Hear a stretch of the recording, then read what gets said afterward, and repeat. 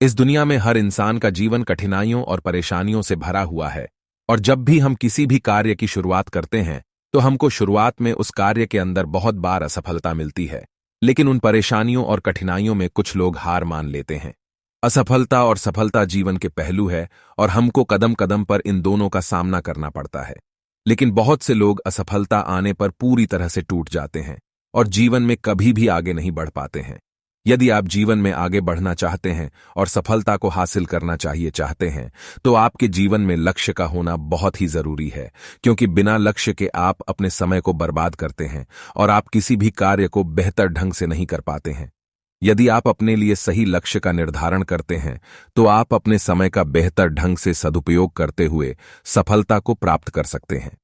तो दोस्तों, यदि आपने अभी तक अपने लिए कोई लक्ष्य नहीं निर्धारित किया है, तो आज से ही अपने लिए एक लक्ष्य का निर्धारण करें और उस लक्ष्य को हासिल करने के लिए पूरी कोशिश करें।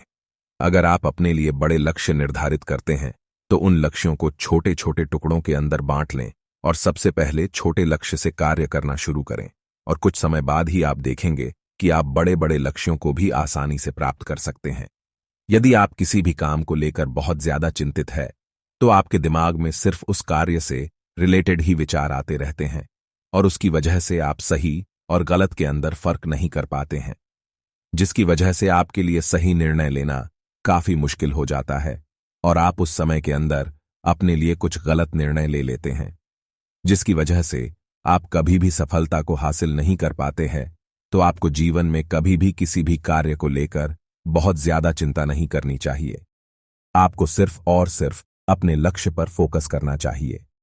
यदि आप जीवन के अंदर सफलता को हासिल करना चाहते हैं, तो आपको एक बात हमेशा याद रखनी है कि आपको हमेशा अपने दिल की सुननी चाहिए और उस कार्य को दिमाग से करना चाहिए,